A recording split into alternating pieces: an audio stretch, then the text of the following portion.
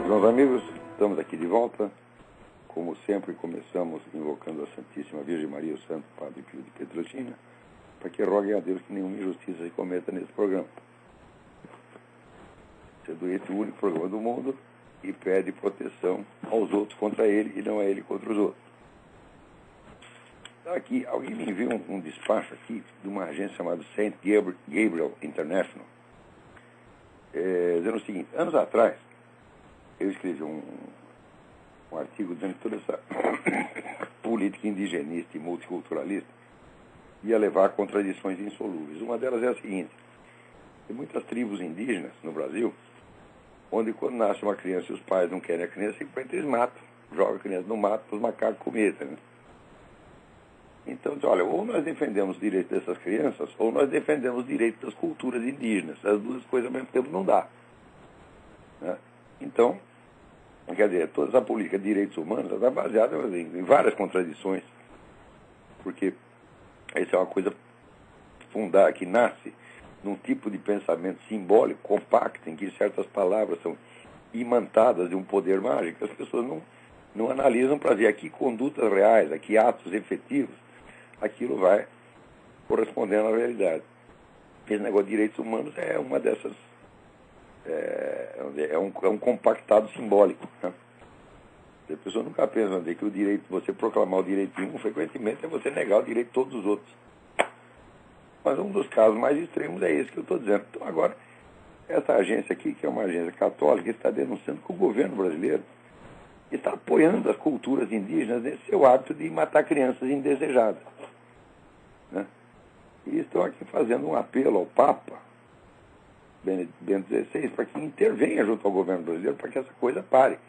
Porque ou nós consideramos que esses índiozinhos são seres humanos e merecem ser protegidos, ou nós consideramos que há um relativismo cultural e que se a cultura do sujeito, né, aprova a matança de criança, então está tudo certo.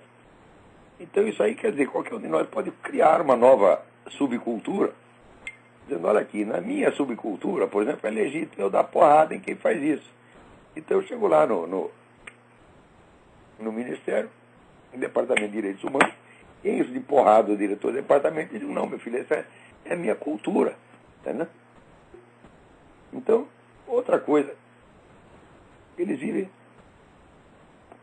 né, reclamando de outras culturas. Por uma cultura que eles não reconhecem o direito de existir, é a cultura americana, por exemplo, a cultura católica, não pode existir mais. Ela é feia, porque ela é homofóbica, isso aqui, então tem que acabar com ela. Agora, a cultura indígena que está lá matando criancinha, não, isso é lindo, divino, maravilhoso. É que nem os caras do México que querem restaurar a cultura azteca, restaurar a cultura azteca, restaurar os sacrifícios humanos, né? E até hoje circula pelo mundo essa história que não, os cristãos chegaram lá, fizeram um monte de maldades com os índios. Eles fizeram mesmo uma maldade, eles fizeram os índios parar de fazer sacrifício humano, né? Então, Hernán Cortés fez o seguinte: chegou lá no México, fez uma aliança das várias tribos, quase todas as tribos em volta, que era onde os astecas colhiam os seus escravos para depois transformá-los em vítimas sacrificiais. Aquele pessoal todo estava aterrorizado, estava com o saco cheio dos astecas. O Hernán Cortés juntou todo mundo, fez um ataque frontal, acabou com os astecas. Quando o líder asteca se rendeu, Montezuma, daí o Cortés falou, não, está acabada a guerra. Daí os índios, aliados dele, falaram, acabou a guerra, o caso. Se a gente deixar vivo um desses caras, eles vão fazer tudo de novo. Eles vão de novo invadir nossas tribos, matar nossas mulheres, nossas crianças. Então, quer saber? Nós vamos matar até o último. E mataram até o último. Isso aí está no livro da historiadora sueca Inga Klendiner, um livro de 900 páginas, em que ela reviu todos os depoimentos de pessoas que sobreviveram a essa guerra. E conferiram, falaram, não foram os espanhóis que mataram, não foram os índios em volta, e fizeram muito bem de matar. Senão você pode alegar essa coisa, a cultura nazista achava bonito matar judeu. O índio pode matar criancinha, porque o alemão não pode matar judeu, porra, né? Quer dizer, é nisso que dá essa política idiota. Quem está na linha aí, peraí? Caiu. Olha aqui. Uma nova pesquisa aqui nos Estados Unidos pesquisa de opinião mostra que o público americano não acredita em praticamente nenhum noticiário de TV. É um negócio impressionante. A única que tem alguma credibilidade a mais é a Fox News, que os outros falam tanto mal dela. Quer dizer, que autoridade tão tem essa gente que não convence nem mesmo os seus ouvintes e telespectadores para falar mal dos outros, né? É incrível porque, se você pegar nos anos 60, 70, a credibilidade dos canais de TV, dos noticiários de TV aqui era altíssima. Quando o Walter Cronkite falava, todo mundo acreditava. Por exemplo, a famosa derrota americana no Vietnã não foi a derrota militar, porque a NBC transmitiu, né, o ataque à embaixada americana em Saigon de tal maneira que dava a impressão que os vietnamitas tinham entrado lá e matado todo mundo. Na verdade, não entrou nenhum. Todos que atacaram a embaixada americana morreram na porta. Mas a coisa foi transmitida de modo apocalíptico, e o Cronkite dando a ideia de que estava tudo perdido. Daí o Lyndon Johnson, assistindo aquele programa, falou: "Ei, se eu perdi o Cronkite, eu perdi a eleição." Então, foi aí que ele decidiu, né, retirar os soldados americanos do Vietnã. Claro.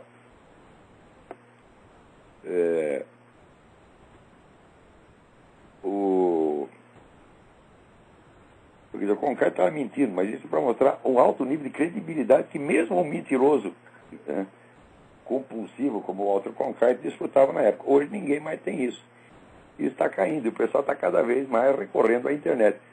A informação pela internet, ela é muito confusa e é assim, de dimensões oceânicas, mas você procurando, você encontra ali o que interessa e o que é confiável. Dá mais trabalho, mas hoje em dia é melhor confiar na internet do que em qualquer grande jornal ou noticiário de TV. Agora você vê que coisa, né?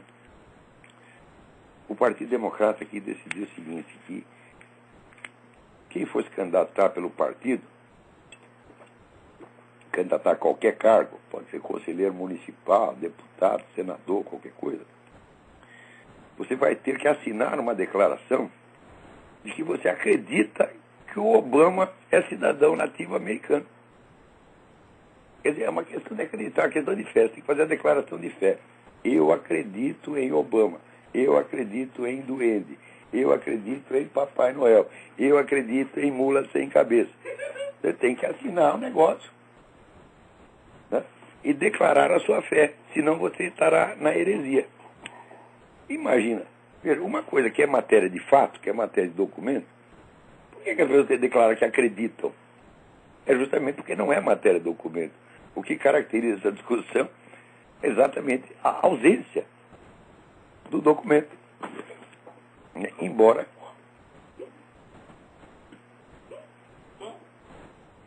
tem aqui um sujeito passando mal, porque reclamaram das risadas dele, agora ele está tentando rir baixo, está passando mal aqui, está quase vomitando, coitado. Eu que vocês fazem com os meus visitantes aqui, pô. Sacanagem.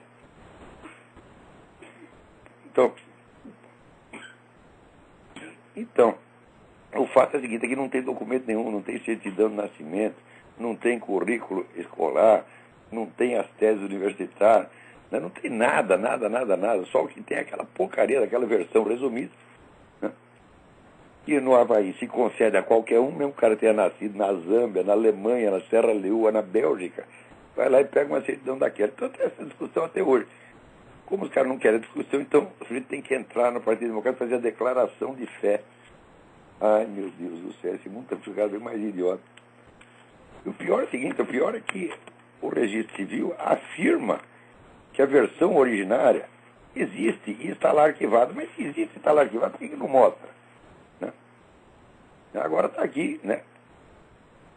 O Obama, né, está querendo, por toda a lei, que os militares aceitem gays nas Forças Armadas. Não é aceitem gays nas Forças Armadas. A Força Armada está cheia de gay, evidentemente. Mas é o gay declarado. Porque a política aqui dos militares é o seguinte: a gente não faz pergunta.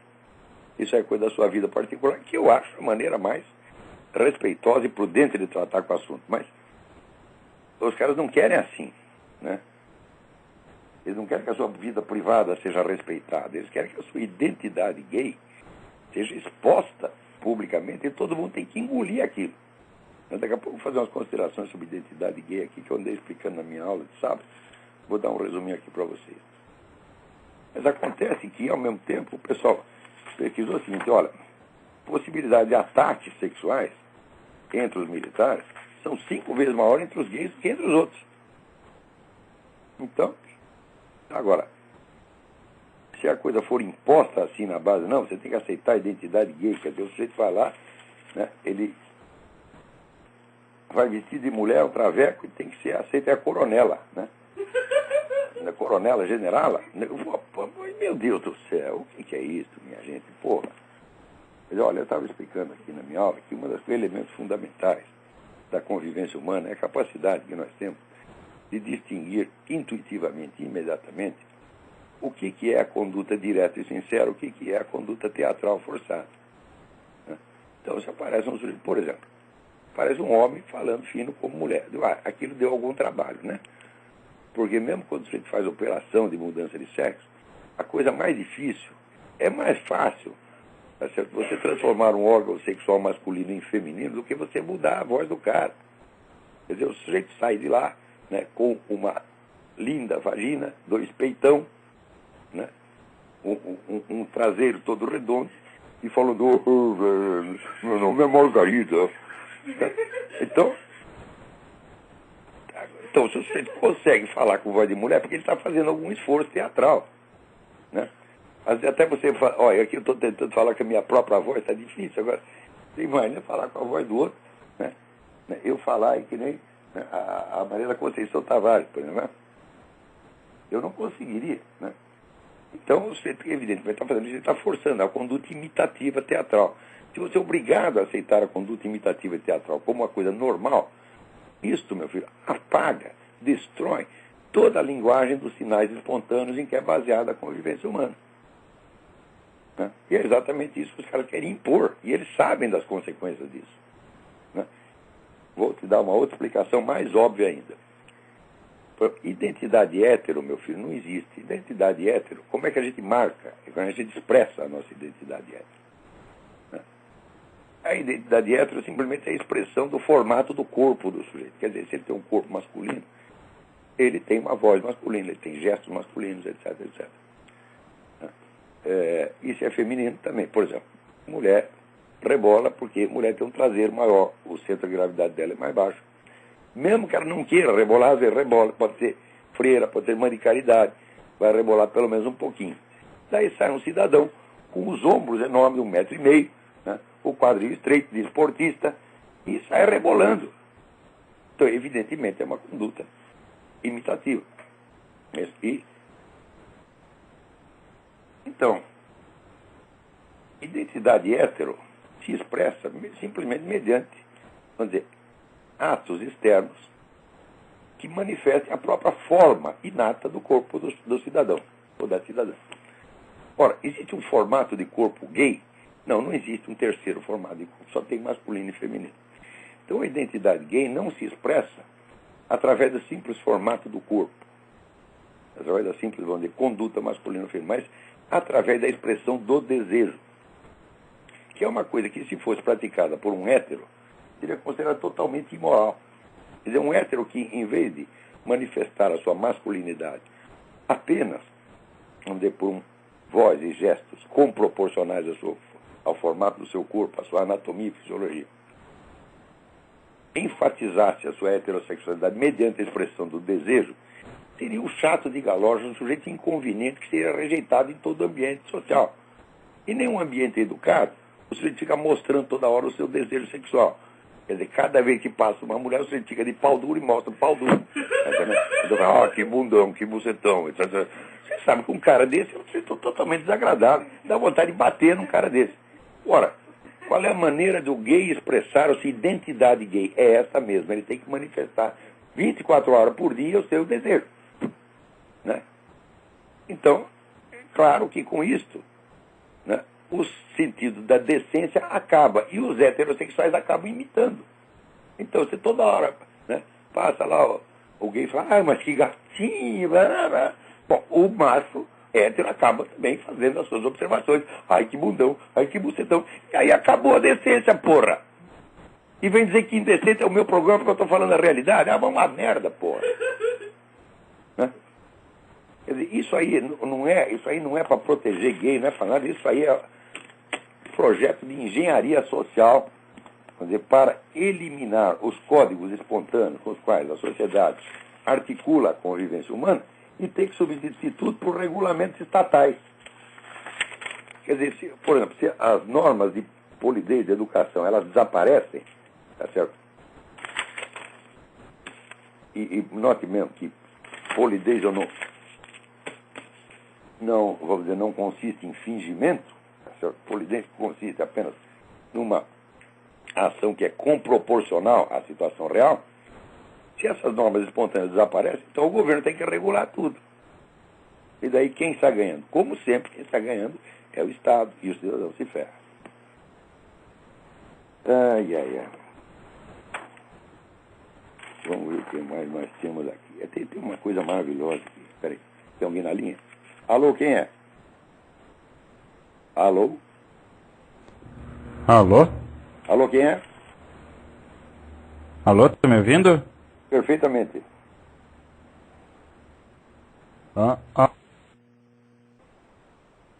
Alô? Caiu a ligação. Caiu a ligação.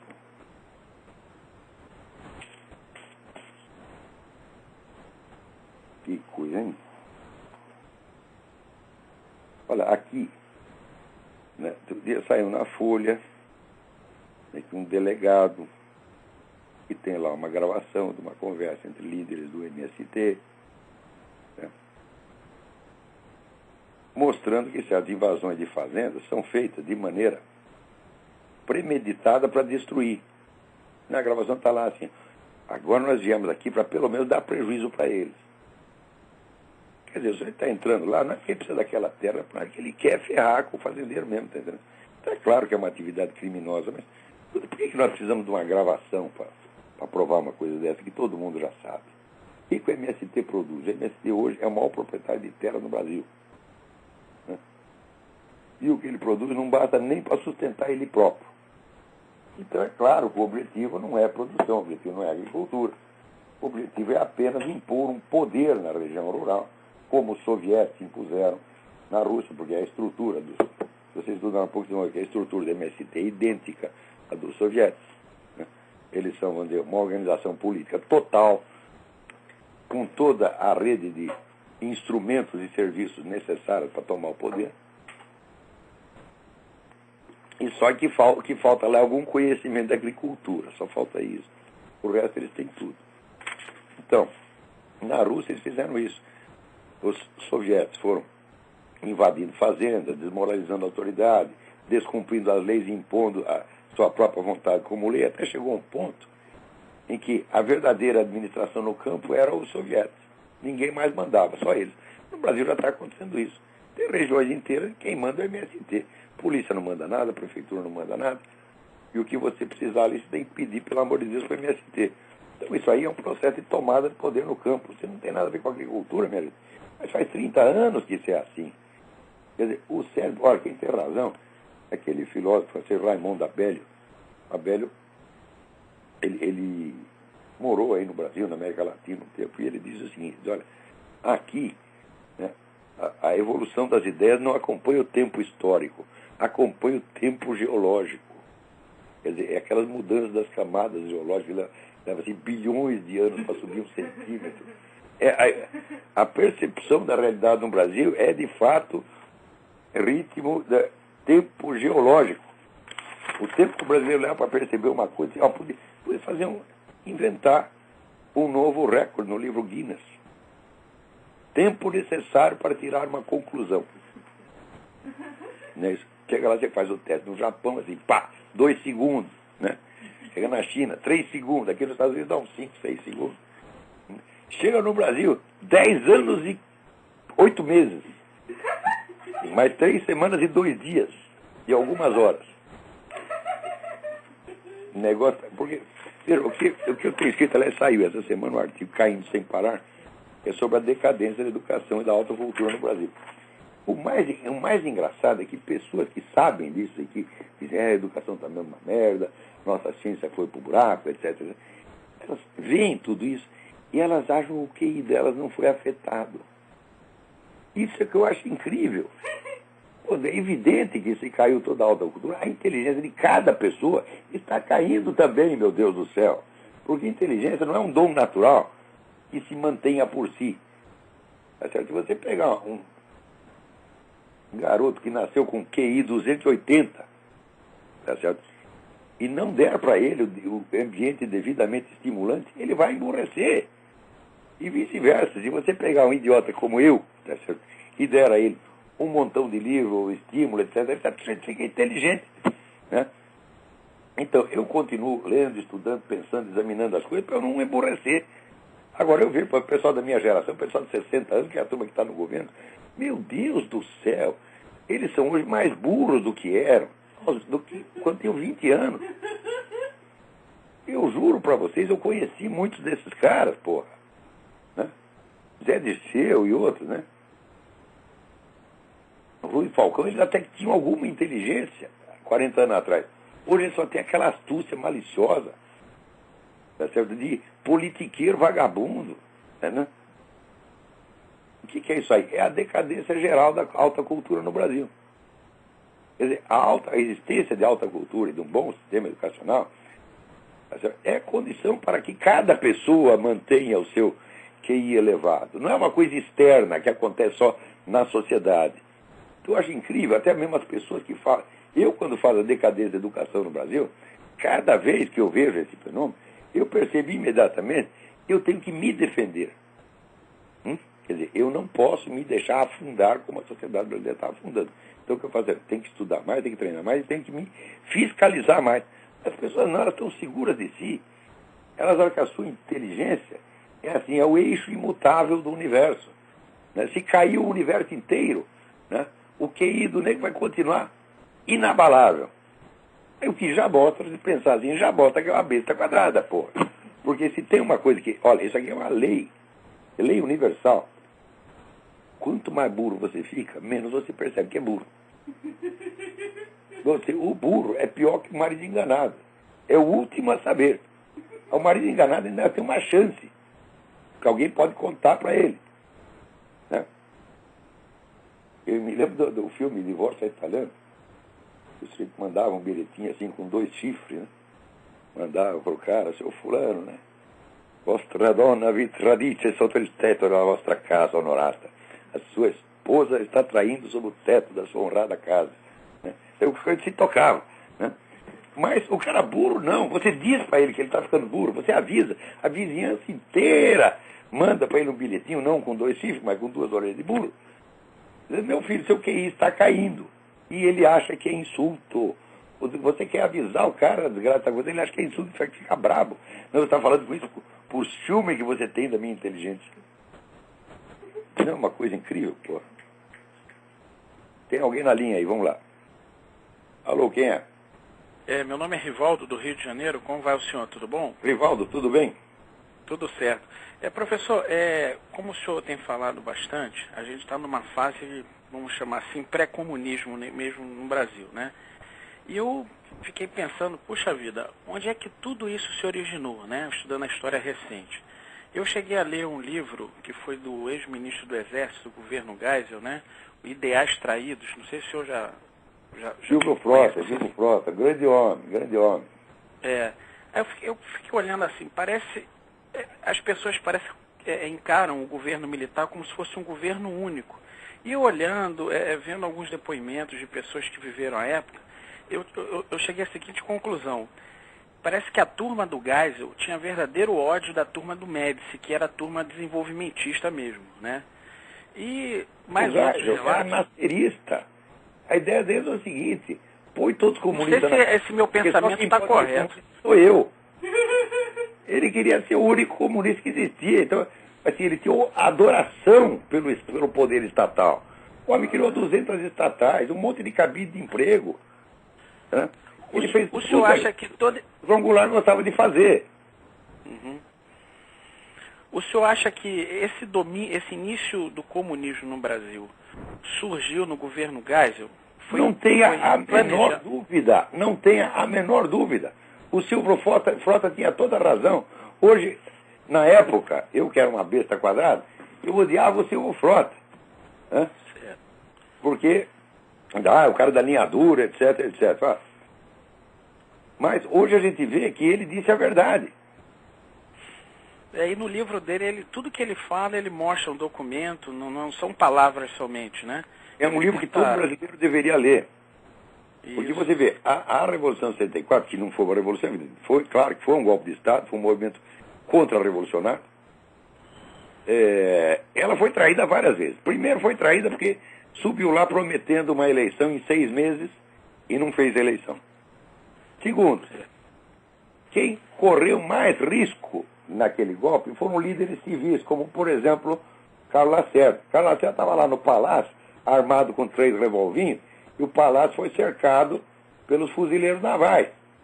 Certo. Quer dizer, o Carlos Lacerda ia morrer. Mesmo assim, ele foi por rádio e falou com o comandante, que se chamava comandante Aragão: Aragão, tu é um filho da puta, vem aqui que eu te mato. O Aragão ficou todo e não foi. Então, quem foi mais macho na Revolução de 64 foi o Carlos Lacerda. Não foi milico, não.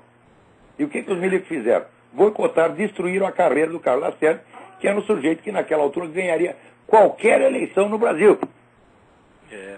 Claro que isso é uma traição. Tanto que nos relatos da revista O Cruzeiro... O general Castelo Branco, o Major Castelo Branco, que todo mundo idolatra. Claro, o Castelo Branco era um homem honesto, fez uma boa administração, etc, etc. Mas e a ciumeira da liderança civil? O senhor teria fatos assim, política brasileira, né? O senhor teria assim argumentos irrefutáveis, até para convencer as pessoas que eu converso, né? Com a seguinte tese, que o comunismo iniciou no governo Geisel. O senhor tem assim umas 5, vamos dizer assim... Então você acompanha, que corrobariam essa minha hipótese, né? Em história nada se prova irrefutavelmente. Tudo depende do bom senso do leitor. Você leia os artigos que o Glauber Rocha publicou na época. Glauber Rocha é o homem mais inteligente da esquerda, e ele mostrou para os caras, tentava mostrar para os caras o seguinte: olha, o Geisel é a nossa salvação, o Geisel está do nosso lado. Muitos não entendiam também. Por quê? Por ciumeira. Ciumeira e ressentimento contra milico. Tá certo? Mas que o Glauber Rocha estava certo do ponto de vista da esquerda, estava. Então, e o Geisel, ele faz que até o Hélio Gaspari, ele elogia muito o Geisel, até desconfiar isso, né? Mas ele não tinha nada a ver com isso. O Glauber Rocha não era um cara corrupto, não era dinheiro do governo. Não, estou dizendo o Hélio Gaspari, ele vira e mexe, ele está elogiando o Geisel, né? E o Médici parece que foi a pior pessoa do mundo, né? Pois o governo Médici, meu filho, foi quando a economia brasileira crescia 15% ao ano. É verdade. E 40 milhões de brasileiros foram tirados da miséria e integrados no processo econômico. Que hoje vem esse bosta desses autores do Bolsa Família, dizendo que eles fizeram isso. Só que na época não fazia com esmola, fazia dando emprego. Certo. O senhor acha que o Lula foi criado... brasileiro? Eu concordo com o senhor, para mim que foi o Médici também. O senhor, olha, você lembra acha que o Lula... filho do Médici, eu vi toda a sacanagem que fizeram com o homem dentro das Forças Armadas, colegas dele, é um negócio de você chorar. Porque você vê que o Médici era o cara mais bem intencionado que tinha, um cara que não queria nada para si, você está entendendo? E fez o melhor que podia. Tem um livro do filho dele, professor? Tem um livro do filho dele? Tem, contando toda essa história, não lembro agora o nome, acho que é Sérgio, né? Tá certo. Só a última pergunta, o senhor acha que o Lula foi criado pela turma do Médici? Não. Médici quer dizer do Geisel? Do Geisel, perdão. O Lula, durante o governo militar, não sofreu nada. O Lula ficou na cadeia 30 dias, sem correr risco nenhum. Quem correu risco foi o companheiro de cela dele lá, que ele tentou estuprar o sujeito. Né? Eu sempre leio aquela história, eu lembro, eu trabalhei uma vez num jornal chamado O Dia, e tinha lá um chinesinho, que era comunista pra caramba, né? E depois virou presidente do sindicato jornalista, anos depois, mas naquele tempo ele era foquinha, e ele escreveu a história de um sujeito bêbado que dormiu embaixo da ponte e foi estuprado por um outro. Né? Então ele escreveu com o título de Honra de Bêbado Não Tem Dono. E no meio do texto ele disse: então fulano foi enrabado. Ele escreveu enrabado com 3 zeros. É claro que ele perdeu o emprego. Né? Eu lembro essa história, eu falo, olha, Isso aí é o Lula na cadeia, tá entendendo? O outro lá, coitado, dormindo, né? De repente, você imagina pesadelo, eu não... acordar com o Lula em cima de você, rapaz. Já é a falta de caráter mesmo. É o apocalipse, é o apocalipse.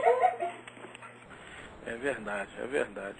Então acho que essa minha hipótese, eu acho que está sendo correta, que o comunismo... Falta muito para investigar. Nessas coisas de história, a gente tem que ter muito cuidado. Muito tem cuidado. certas, vamos dizer, certas linhas gerais que você pode assegurar. Por exemplo, que houve uma mudança de orientação do tempo do Médici para o Geisel, óbvio que houve. Tá certo? Que o Geisel favoreceu, vamos dizer, o estatismo, e que ele mesmo dizia, eu não sou infenso, né, às ideias da esquerda. Claro que não era. Né? Que houve muitas conversações ali entre Golbery e essa turma. Golbery protegeu essa turma da esquerda. O Enio Silveira, dono da Civilização Brasileira, que era a maior editora comunista do Brasil, editora do partido mesmo. O Enio Silveira, pouco antes de morrer, ele me contou, olha, a minha editora sobreviveu graças a dinheiro do governo dado pelo Golbery. Será isso que aí, essa turma não foi comprada? Não tem motivo para duvidar do Enio. O cara que está assim, ele sabia que ele ia morrer dali a pouco, estava com, sei lá que doença ele tinha, mas estava morrendo. Eu não tem motivo para mentir nessa hora, pô. Né? Tá certo. Tá bom, professor. Muito obrigado aí. Uma boa noite para o senhor. Obrigado. Boa noite, obrigado. Então, leia um livro do Silvio Frota e procure o livro do filho do General Médici. Então, ficar de cabelo em pé. Agora está aqui o Globo, né, pedindo respeito à Carta Magna. Né? Como aquela Constituição de 1988. Puta, uma Constituição de merda, gente. Você sabe até que o Nelson Jobim meteu lá 2 artigos na Constituição sem avisar mais ninguém. Isso nunca aconteceu na história do mundo. A Constituição está pronta, daí de madrugada, vou botar mais 2 coisinhas lá. Põe e manda publicar. Que valor tem essa Constituição? Isso é papel pintado. A Constituição Cidadã do doutor Ulisses Guimarães. O doutor Ulisses Guimarães era um maluco, ele vivia de pílula de lítio. Se perdesse o lítio, ele começava a babar na gravata, porra. Né?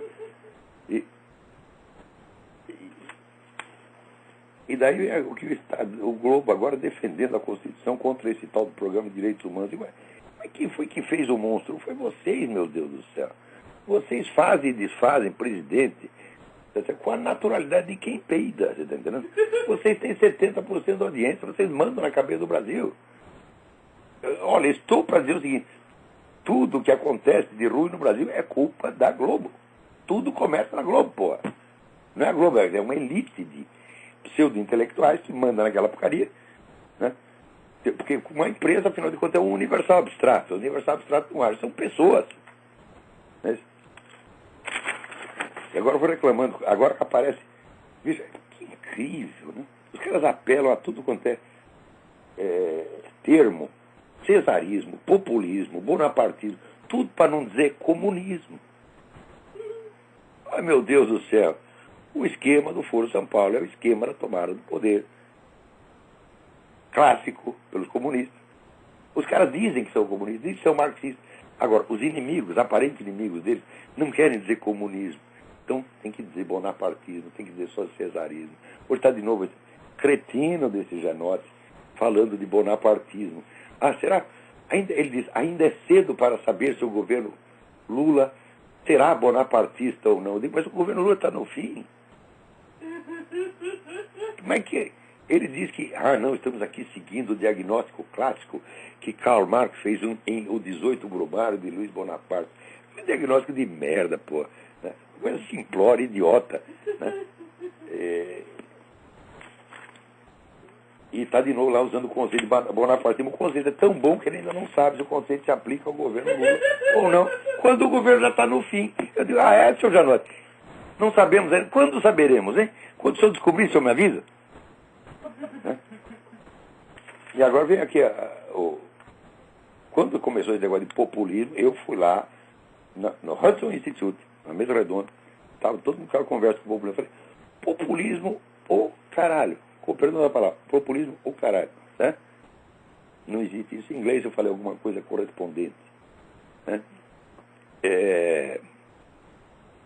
E mostrei, falei, olha aqui, está aqui os documentos, os caras são marxistas-leninistas, eles dizem, está aqui o esquema, pá. São vocês que estão inventando isto. Porque, veja, em qualquer ação histórica, a primeira coisa que você tem que levar em conta, primeiríssima coisa, o discurso do próprio agente. O que o agente diz que quer fazer e o que ele diz que está fazendo. Porque mesmo que ele esteja mentindo, esse é o documento inicial. Não é isso? Agora, sempre aparece espertalhão que diz, não, eles não são comunistas, eles estão só se fingindo de para agradar aos outros. Eu digo, quais outros? Porque todos estão dizendo isso.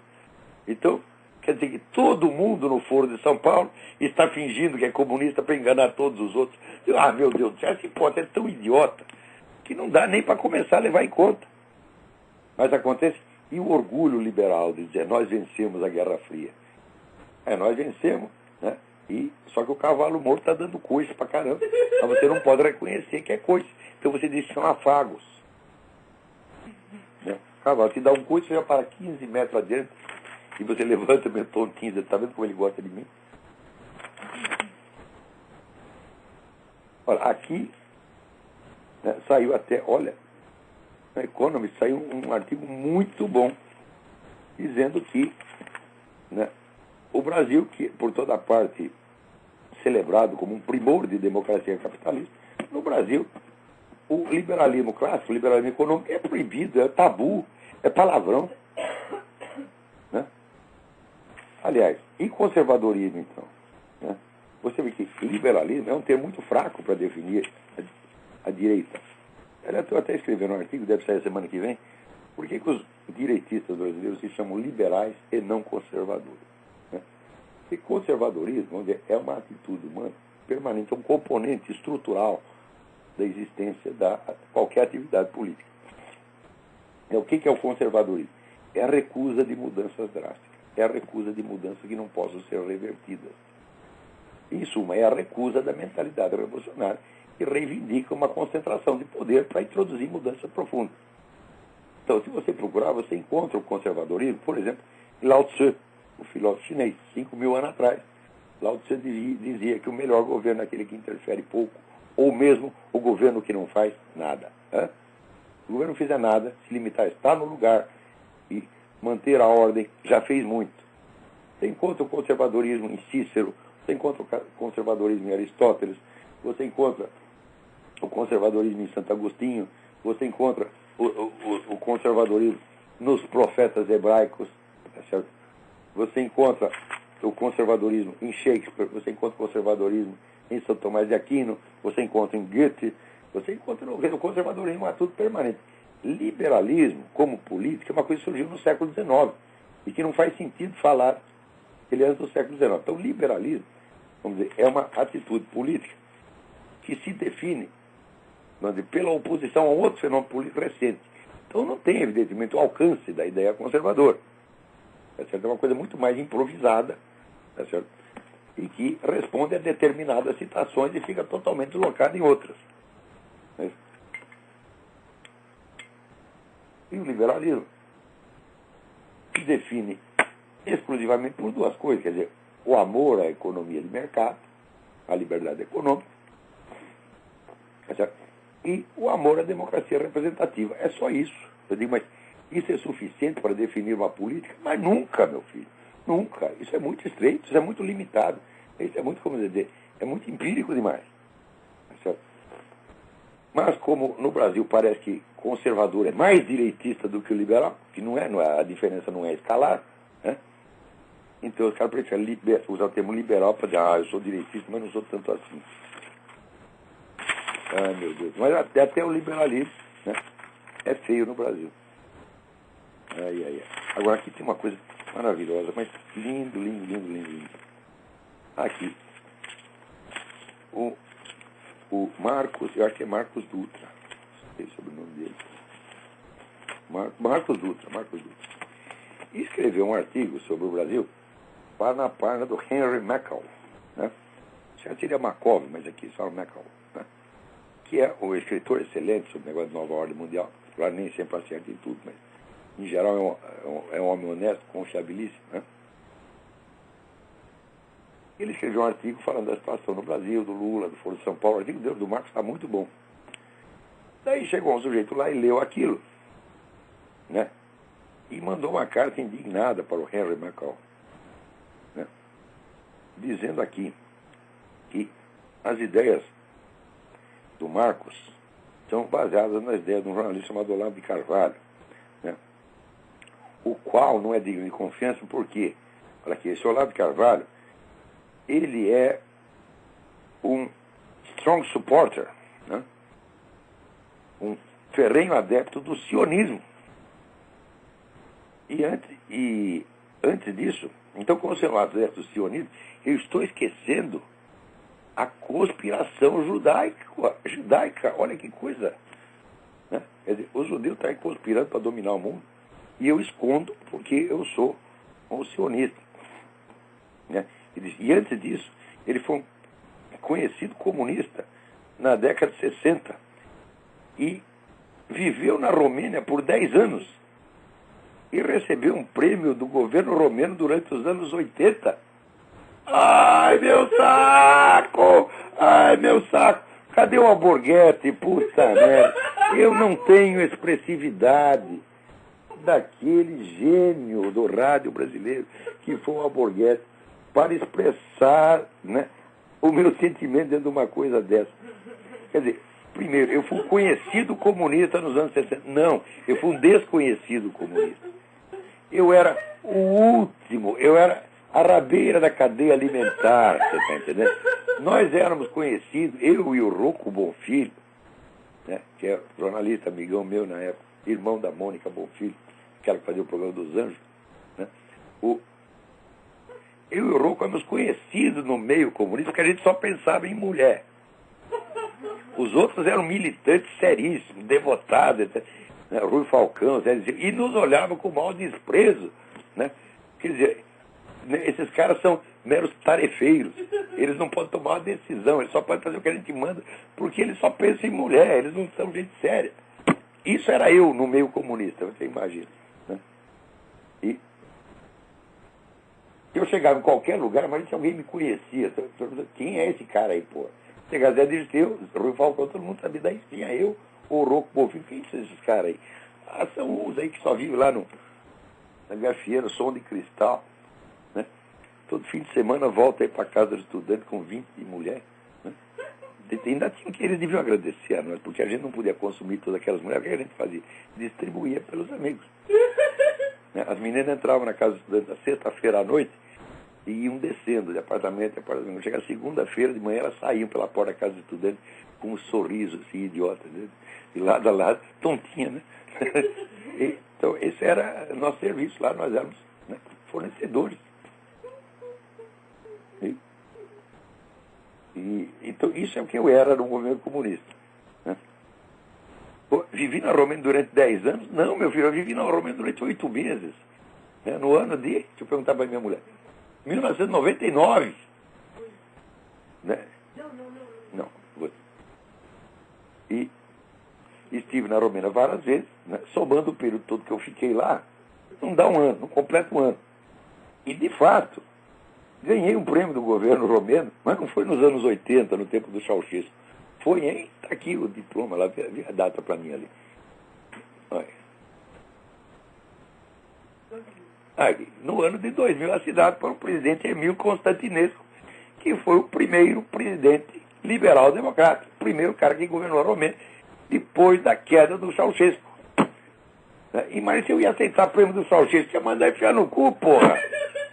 Agora vê o cara inventa a minha biografia, né? Eu vivi na Romênia 10 anos no tempo do comunismo e recebi um prêmio durante os anos 80. Ai, meu saco! Né? Agora, e eu aqui então estou, né, ignorando a conspiração judaico-maçônica. Né? É um negócio incrível. Olha, eu não estou ignorando merda nenhuma, eu só não estou falando do que não existe. Você está entendendo? Por quê? Se você for ver os príncipes, os donos da nova ordem mundial, tem lá uns 2 ou 3 judeus, claro, tem Jorge Soros, né? Tem turminha dos Warburg, tem, mas 98% não é judeu. Então, por causa de 2 judeus, eu vou ficar... O pessoal fala, assim, eles gostam do artigo, né, definido plural, os, né? Os judeus fizeram isso, aquilo. Que os judeus, o caralho? Que coisa é essa, porra? Né? Isso aí é uma coisa de uma injustiça, de uma crueldade mental tão absurda. Quer dizer, ao mesmo tempo você fala de teoria da conspiração, e quando você vê qual é o sujeito da conspiração, qual é o autor da conspiração, é um povo inteiro chamado os judeus. Já viu conspiração feita por um povo inteiro, porra? Onde é que eles se escondem para fazer conspiração? Que eu saiba, tem 20 milhões de judeus no mundo. Que porão você esconde 20 milhões de judeus para fazer conspiração? Ah, porra, para com isso, porra. É? Agora, se o cara está lá conspirando para fazer nova ordem global, está criando novas formas de ditadura, né? Sutil, inteligentíssima, ditadura científica, eu vou denunciar o cara, seja ele judeu, seja alemão, seja polonês, seja o raio que eu parta. Porque, olha, no meu entender, a filha da putice não é racial. O sujeito está aqui porque quer. Você está entendendo? Porque quer. Não é porque ele nasceu judeu, alemão, não sei o quê. Mesmo os nazistas, você não pode falar os alemães. Porra, o número de alemão que se fudeu naquela época foi muito maior do que o número de cara que saiu ganhando aquela besteira, porra. Então, quer dizer, é uma coisa tão nojenta você culpar um povo por causa, né, do que agentes ou líderes, ou 3 ou 4 ou 1000 pessoas fazem. Maçonaria, mesma coisa, meu filho. Claro, eu estou perfeitamente consciente de tudo que a maçonaria fez, agentes maçons fizeram contra a Igreja Católica, incluindo, acho que na semana passada, eu mencionei aqui o caso dos cristeiros no México. Eu mencionei na aula. De 1926 a 1929, uma das mais terríveis perseguições anticristãs da história aconteceu no México. Tá certo? Eles mataram cristão a rodo lá. Mataram assim, proibiram rezar missa, proibiram batizar criança. Se você ensinasse uma prece para a criança, ia preso. Se o padre fosse visto de batina, ia preso. Fecharam todas as igrejas, menos 2. Aconteceu isso no México, com a ajuda do governo americano e de igrejas protestantes daqui. Né? E isso foi empreendimento de um governo maçom. O presidente chamava-se Plutarco Calles. Né? E com a ajuda do presidente americano, a elite americana também era maçônica. Reconheço tudo isso, só que, por outro lado, confronte. Leia o livro do Benjamin Morris, que se chama Do Caráter Cristão das Instituições de Leis Americanas. É um clássico de 1000 páginas. Os Founding Fathers, fundadores dos Estados Unidos, eram todos maçons, e eram todos cristãos. Eles fizeram o único sistema legal de inspiração bíblica que existe no mundo. Então, como é que eu vou dizer a maçonaria é isso e aquilo? Não se pode generalizar, não tem jeito. Você tem que estudar os fatos como eles são, com toda a complexidade interna.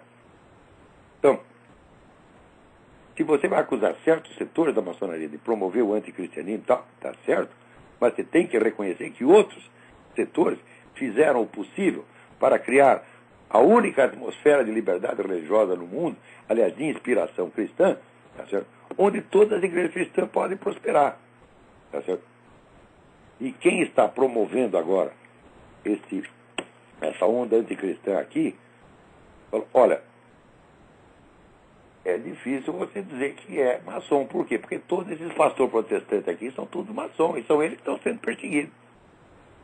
Você vai lá estudar a vida deles, 80% deles são maçons e estão sofrendo a perseguição igual. Então a coisa não é assim, meu filho. Existe o mal no mundo, existe a ação demoníaca no mundo, mas ela não vem com rótulo de nenhuma organização. Você precisa pesquisar e descobrir quem são os agentes reais. Não adianta se esconder atrás de rótulo genérico. Diz, olha, quem faz conspiração são os judeus, são os jesuítas, são os maçons. Ah, que besteira é essa, porra? Estuda um pouco, você vai ver. Claro que tem ação organizada do mal no mundo, e é possível identificar, e é obrigatório para nós cristãos investigar isso e denunciar esses caras.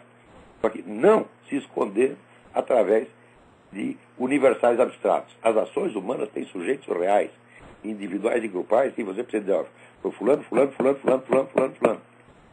Não é dizer foi os alemães ou os judeus. Isso é, em primeiro lugar, isso é racismo. Isso é um verdadeiro racismo. Quer dizer, você vai atribuir a uma nação inteira, a uma raça inteira, a uma religião inteira, as culpas de indivíduos concretos, que se você tivesse um pouco de vergonha na cara e de honestidade intelectual, você iria estudar para saber quem são os agentes. Tá certo? Aí tem alguém na linha aí, vamos lá. Em todo caso, parabéns ao Marcos Dutra pelo seu artigo. Muito obrigado por ter me defendido e muito obrigado ao Henry Macau, que já tirou. O sujeito chama-se Salgado. Ele que mandou essa besteira, chama-se não sei o que, Salgado. O Macau já tirou o artigo dele do site. Vou perceber que é uma besteira. Quem está na linha aí? Alô? Alô, é Adriano. Adriano, tudo bem? Tudo bem? Eu queria perguntar, tem uma dúvida filosófica, se o senhor acha que o suicídio e o homicídio são crimes da mesma gravidade ou se um deles é mais grave que o outro? Olha, depende, né? Se você for ver do ponto de vista estritamente religioso, ambos têm a mesma gravidade, porque nós não somos senhores das nossas vidas. Né? Se você fosse senhor da nossa vida, você seria capaz de se criar a si mesmo. Né? Agora, tem pessoas que nunca fizeram perante Deus a pergunta básica, assim, por que eu existo? Por que você me fez? Porque eu, quando faço essa pergunta, não existe nem meia razão para a minha existência. Eu não consigo encontrar um fundamento da minha existência. Eu existo em função de uma arbitrariedade do amor divino. Tá certo? Então, Deus é meu Senhor, eu pertenço a Ele. Tá certo? Eu não posso violar isso. E da mesma coisa os demais seres humanos. Fui eu que os fiz? Não, nem os meus filhos fiz. Eu só fiz a parte gostosa do serviço. E claro que depois paguei a despesa. Mas, né, você vê, tem uma tribo na Austrália que até hoje não percebeu a relação que existe entre o ato sexual e a procriação. Eles transam porque é gostoso e depois aparecem umas crianças, não se sabe por quê. Tá, a humanidade viveu, muita gente viveu assim. Tá, e eu mesmo, na hora que estava lajeando os meus filhos, eu não tinha uma ideia muito clara, tá, da fisiologia da procriação e nem precisava ter essa ideia. Eu estava ali dirigindo aquilo como um macaco treinado dirigiria um automóvel. E você, acho que você também, todos nós fazemos filho, na hora você não vai lembrar todos os detalhes científicos da coisa. E se lembrar, isso não vai ajudar em nada, né? Você não vai estar transando com a sua mulher, peraí, deixa eu consultar o livro aqui. E o livro a fisiologia. Você não vai fazer isso, né? Então, mesmo para gerar os filhos, eu não tive mérito nenhum e não posso me considerar autor daquilo. Né? Eu fui simplesmente um canal por onde determinados espermatozoides, que eu não selecionei, que aliás eu nem vi. No saco humano tem não sei quantos milhões de espermatozoides, eu não sou capaz, né? 5 milhões, né?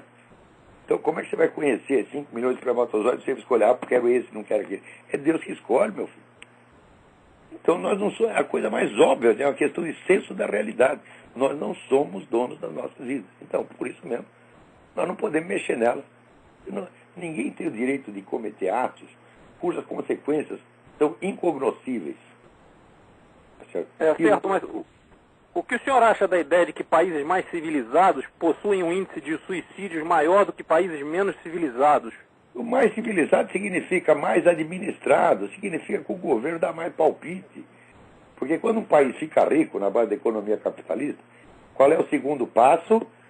Tem a onda dos picareta e estatiza tudo, estabelece controle de tudo e torna a vida humana um saco. E daí a pessoa tem que se matar mesmo, porra. Aqui nos Estados Unidos tem certas áreas que já é assim. Olha, não pode fumar, não pode falar palavrão, não pode peidar, não pode isso, não pode aquilo, blá, blá, blá, pode, tudo dá multa, tudo o governo se mete, mas é o inferno. É o inferno. Então, quer dizer, o ser humano não foi feito para ser mandado por outro. Ser mandado por outro é próprio de dois tipos de pessoas, crianças e prisioneiros. Tá? E, evidentemente, doentes mentais, pessoas incapazes. Todo ser humano capaz, ele tem que decidir a sua própria vida e tem que ter o direito de decidir a sua própria vida.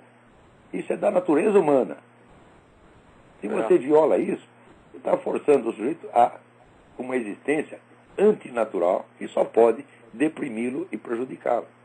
Se tiver as pessoas hoje criadas nesse ambiente de controle total de tudo, são pessoas covardes, tímidas, mentirosas, esquivas.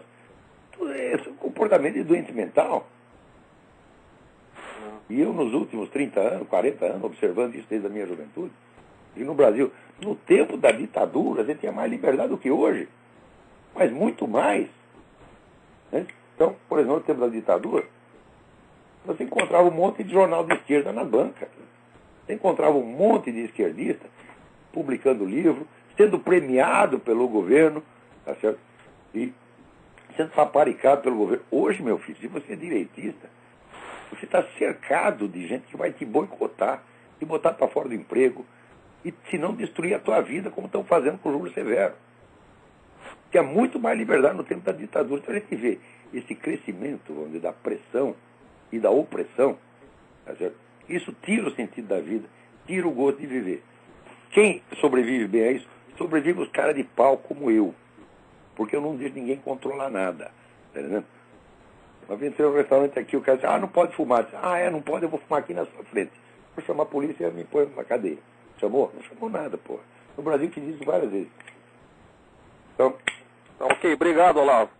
É isso que leva as pessoas ao suicídio. Né? Entendi. Eu agradeço, obrigado. Obrigado eu.